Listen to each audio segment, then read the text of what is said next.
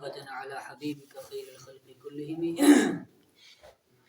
الحمد لله رب العالمين والصلاة والسلام على سيد الأنبياء والمرسلين وعلى آله وأصحابه أجمعين أما بعد أعوذ بالله من الشيطان الرجيم بسم الله الرحمن الرحيم ولقد أرسلنا نوحا وإبراهيم وجعلنا في ذريتهما النبوة والكتاب فمنهم مهتد وكثير منهم فاسقون صدق الله العظيم. سورہ حدید. کل ہم کا جو ہمارا سبق تھا وہ سنا ہم نے. اللہ رب العزت نے یہ بات ہمیں پہلے ہی بتا دی کہ تمہیں جو بھی مصیبت، جو بھی پریشانی، جو بھی غم پہنچتا ہے وہ اللہ کے یہاں پہلے سے لکھا ہوا ہے. ابھی انسان کو پیدا نہیں کیا تھا، اس کے پیدا کرنے سے پہلے ہی لکھ دیا گیا تھا کہ فلاں جگہ فلاں مصیبت آئے گی، فلاں جگہ فلاں پریشانی آئے گی، فلاں آدمی کو فلاں غم پہنچے گا، تاکہ ہمارا ایمان ہو، جو مضبوط ہو اس پر کہ جب کوئی مصیبت آئے، جب کوئی چیز چھوٹ جائے، لِكَيْ لَا تَأْسَوْا عَلَىٰ مَا فَاتَكُمْ، اگر کوئی چیز چھوٹ جائے، بڑی محنت کی کسی چیز کو حاصل کرنے میں لیکن وہ حاصل نہیں ہوئی، جب حاصل نہیں ہوئی تو پھر انسان کو پریشان ہونے کی ضرورت نہیں ہے. کیوں ضرورت نہیں ہے؟ اس لیے کہ اللہ نے پہلے ہی بتا دیا ہے کہ یہ ہونا تھا، جس چیز کا ہونا تھا اس نے ہونا تھا تو وہ ہو گئی. اب اس پر تمہیں غم کرنے کی ضرورت نہیں ہے. پھر آگے ایک چیز اور بتائی کہ تمہیں بتایا جا رہا تھا کہ مقرب بننے کے لیے کیا کیا کام کرنے ہیں. فرمایا مال خرچ کرنے کے لیے کام کرنے، اور پھر ساتھ ساتھ ہی فرمایا کہ مقرب اگر بننا چاہتے ہو تو پھر جان کی قربانی بھی پیش کرنی پڑے گی. جان کی قربانی پیش کیے بغیر تم اللہ کا مقرب نہیں بن سکتے. اور پھر ایک بات آئی تھی لقد ارسلنا رسولنا بالبینات، کہ ہم نے واضح نشانیاں دے کر کے رسولوں کو بھیجا، لیکن کس کس رسول کو بھیجا اس کا ذکر نہیں تھا. اس کی تھوڑی سی جھلکی آج کے سبق میں، تھوڑی سی جھلکی. اور یہ بتایا جا رہا ہے کہ کن کن رسولوں کو، سب رسولوں کا ذکر نہیں، دو رسول، تین رسولوں کو، حضرت نوح علیہ السلام، حضرت ابراہیم علیہ السلام، حضرت عیسیٰ علیہ السلام کا ذکر ہوگا. اسی کو بتایا جا رہا ہے کہ اوپر فرمایا تھا رسولوں کو بھیجا، آج اس کے سبق میں ہے کہ کن کن رسولوں کو بھیجا. وَلَقَدْ أَرْسَلْنَا نُوحًا وَإِبْرَاهِيمَ، اور ہم نے بھیجا، یقیناً بھیجا نوح علیہ السلام کو اور حضرت ابراہیم علیہ السلام کو. وَجَعَلْنَا فِي ذُرِّيَّتِهِمَا النُّبُوَّةَ وَالْكِتَابَ، اور ہم نے بنایا، اور فی ذُرِّيَّتِهِمَا ان دونوں کی ذریت میں، النبوت نبوت کو، والکتاب اور کتاب کو. فَمِنْهُمْ مُهْتَدٍ، نبوت بھی ملی ان کی اولاد میں اور کتابیں بھی ملی. فَمِنْهُمْ مُهْتَدٍ، تو ان میں سے بعض ہدایت والے تھے. فَمِنْهُمْ، ان میں سے بعض، مہتد، ہدایت والے تھے، ہدایت پانے والے تھے.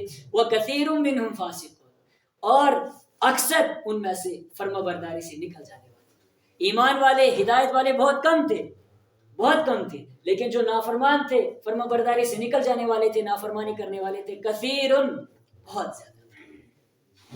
ثم قفینا، پھر ہم نے یہ کے بعد دیگرے بھیجا، علی آثارہم، ان کے نقش قدم پر، بھی رسولنا، اپنے رسولوں کو. پھر ان کے نقش قدم پر یہ کے بعد دیگرے بہت سارے رسولوں کو بھیجا. حضرت موسیٰ علیہ السلام کو بھیجا، حضرت داؤد علیہ السلام کو بھیجا، ایوب علیہ السلام کو بھیجا، ادریس علیہ السلام کو بھیجا، بہت سارے رسولوں کو بھیجا. وقفینا، اور ان کے پیچھے بھیجا عیسیٰ ابن مریم، عیسیٰ ابن مریم کو، یعنی حضرت عیسیٰ علیہ السلام کو. وآتیناہ الانجیل، اور ہم نے ان کو انجیل عطا فرمائی. نوح علیہ السلام کا، ابراہیم علیہ السلام کا ذکر خاص نہیں، یہاں پہ عیسیٰ علیہ السلام کو تھوڑا تفصیل کے ساتھ ذکر. کیوں؟ عیسیٰ علیہ السلام چونکہ قریب کے تھے، آپ علیہ السلام رحمت عالم صلی اللہ علیہ وسلم سے پہلے جو نبی گزرے وہ کون؟ حضرت عیسیٰ علیہ السلام. تو چونکہ وہ قریب کے ہیں تو ان کا تعارف سنو، ان کو ہم نے انجیل عطا فرمائی. اور ایمان والوں کو ایک اور چیز بتائی گئی، وہ کیا؟ اے ایمان والو سنو، بے دینی کیسے آتی ہے، بے دینی کیسے آتی ہے، منافقت کیسے آتی ہے، دینداری کے بعد بے دینی اور ہدایت کے بعد گمراہی کیسے آتی ہے، دینداری کے بعد بے دینی اور ہدایت کے بعد گمراہی کیسے آتی ہے. عیسیٰ علیہ السلام کی قوم کا ذکر. ہم نے عیسیٰ ابن مریم کو بھیجا، وآتیناہ الانجیل، اور ان کو ہم نے انجیل عطا فرمائی. وجعلنا فی قلوب الذین اتبعوہ رأفۃ ورحمۃ، اور ہم نے ڈال دیا ان لوگوں کے دلوں میں جنہوں نے ان کی پیروی کی، یعنی عیسیٰ علیہ السلام پر جو لوگ ایمان لائے ان کے دلوں میں ڈال دیا، کیا ڈالا؟ رأفتن، نرمی کو، ورحمتن، اور مہربانی کو. یہ دو چیزیں ان کے اندر ڈال دی. کون سی؟ نرمی اور مہربانی. لیکن یہ دو چیزیں اللہ نے ان کو عطا فرمائی. ایک اور چیز تھی تیسری جس کو انہوں نے خود گھڑ لیا تھا. وہ کیا تھی؟ وہی گمراہی کی جو ابتدا کہاں سے ہوتی ہے اس کو بیان فرمایا جا رہا ہے. وَرَهْبَانِيَّةً، اور ایک اور تھی رہبانیت، ابتدعوها، انہوں نے اس کو گھڑ لیا تھا. اس کی بدعت انہوں نے خود ایجاد کر دی تھی. یہ ہے بے دینی آنے کی سب سے پہلی سیڑھی، بنیاد. کیا؟ اپنی طرف سے دین کے اندر کوئی چیز پیدا کر دینا، کوئی ایسی چیز جس چیز کو اللہ نے فرض نہیں کیا. اللہ فرما رہے ما كتبناها علیہم، ہم نے وہ رہبانیت ان پر فرض نہیں کی تھی. کسی چیز کو اللہ نے فرض نہ کیا ہو اور پھر انسان اپنی طرف سے اس کو اپنے اوپر لازم کر لے، اس کو بدعت کہا جاتا ہے. رہبانیت کیا چیز ہے؟ رہبانیت کہتے ہیں ترک دنیا، دنیا سے لا تعلق ہو جانا.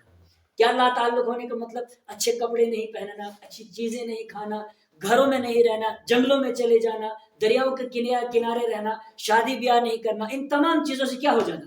الگ ہو جانا. اس کو کیا کہا جاتا ہے؟ رہبانیت. حالانکہ اللہ نے تو نہیں کہا تھا کہ تم شادیاں نہیں کرو، اللہ نے تو نہیں کہا تھا کہ تم جا کر کے جنگلوں میں بیٹھو، اللہ نے تو نہیں کہا تھا کہ تم جا کے دریاؤں کے کنارے پر بیٹھو، اللہ نے تو نہیں کہا تھا تم لنگوٹ پہن کر کے کہیں دور چلے جاؤ اور جا کر کے اللہ کی عبادت کرو. اللہ نے اس چیز کو فرض نہیں کیا تھا. اس کو کہا جاتا ہے رہبانیت. اور یہیں سے بے دینی آتی ہے کہ جو چیز اللہ نے فرض نہیں کی ہے اس کو فرض کرنا، اور جو چیز اللہ نے فرض کی ہے اس کو چھوڑ دینا. رہبانیت، اور رہبانیت ابتدعوها، انہوں نے اس کو خود گھڑ لیا تھا. اللہ نے فرض کیا تھا نہ، ابتدعوها، انہوں نے خود اس کو گھڑ لیا تھا. ما كتبناها علیہم، اللہ فرما رہے ہم نے وہ رہبانیت ان پر فرض نہیں کی تھی. اور گھڑا کیوں تھا انہوں نے اس کو؟ انسان کوئی بھی اپنی طرف سے نیک کام شروع کرتا ہے یہ سمجھ کر کے کہ یہ نیک ہے، نیک کام کرنے. انہوں نے بھی جو رہبانیت گھڑی تھی صرف اس لیے تاکہ ہمیں اللہ کی رضا مل جائے، اللہ کی خوشنودی مل جائے. الا ابتغاء رضوان اللہ، انہوں نے اس کو کیوں گھڑا تھا؟ اللہ کی رضامندی تلاش کرنے کے لیے، اللہ کی خوشنودی تلاش کرنے کے لیے. لیکن جب انہوں نے اس رہبانیت، اگر کوئی چیز اللہ نے فرض نہ کی ہو، اگر انسان اس کو اپنے اوپر فرض کر لے تو پھر اس کا ادا کرنا لازم ہوتا ہے، اس کا پورا کرنا کیا ہوتا ہے؟ جس طرح نظر ہے، منت ہے، انسان منت مانتا ہے. اللہ نے نظر کو فرض تو نہیں کیا، منت کو فرض تو نہیں کیا، لیکن اگر کوئی انسان مان لے پھر اس کا مکمل کرنا کیا ہوتا ہے؟ فرض ہوتا ہے، لازم ہوتا ہے. اسی طرح رہبانیت اللہ نے فرض تو نہیں کی تھی، انہوں نے اس کو خود گڑھ لیا، لیکن جب انہوں نے اپنے اوپر لازم کر لیا اب اس کو پورا کرنا کیا تھا؟ ضروری تھا. فما رعوها حق رعایتها، تو انہوں نے اس کی رعایت نہیں کی جیسا کہ اس کی رعایت کرنے کا حق تھا. جس طرح اس کو ادا کرنا تھا، پورا کرنا تھا، وہ پورا نہیں کر سکے. رہبانیت انہوں نے کس لیے گھڑی تھی؟ اللہ کی رضامندی کو تلاش کرنے کے لیے. آج ہم بہت سارے کام ایسے ہیں جو بظاہر ہمیں لگتا ہے کہ ہم اس سے کیا تلاش کر رہے ہیں؟ اللہ کی رضا تلاش کر رہے ہیں، لیکن اللہ کی رضا نہیں بلکہ وہ بدعت ہوتی ہے. وہ ہمیں کہاں کی طرف لے جاتی ہے؟ گمراہی کی طرف لے جاتی ہے. فَآتَيْنَا الَّذِينَ آمَنُوا مِنْهُمْ أَجْرَهُمْ، تو ہم نے دیا ان لوگوں کو جو ایمان لائے ان میں سے اجرہم، ان کا اجر عطا فرمایا. وَكَثِيرٌ مِّنْهُمْ فَاسِقُونَ، لیکن ایمان والے تھے ہی کتنے، بہت کم. وَكَثِيرٌ، اور اکثر ان میں سے، کثیر منہم فاسقون، فرما برداری سے نکل جانے والے تھے. یعنی بہت سارے ان میں جو اکثر ان میں طبقہ تھا وہ نافرمانوں کا تھا، فرما برداروں کا نہیں تھا. یا ایھا الذین آمنوا اتقوا اللہ، اور ایمان والو اللہ سے ڈرو. وآمنوا برسولہ، اور ایمان لاؤ اللہ کے رسول پر. یؤتکم کفلین، اللہ تعالیٰ تمہیں 2 حصے دے گا، من رحمتہ، اپنی مہربانی میں سے. ویجعل لکم نورا، اور بنائے گا تمہارے لیے روشنی. تمشون بہ، تم چلو گے اس کے روشنی میں. ویغفر لکم، اور اللہ تعالیٰ تمہاری مغفرت کرے گا. واللہ غفور الرحیم، اور اللہ تعالیٰ معاف کرنے والا ہے، رحیم مہربانی کرنے والا ہے.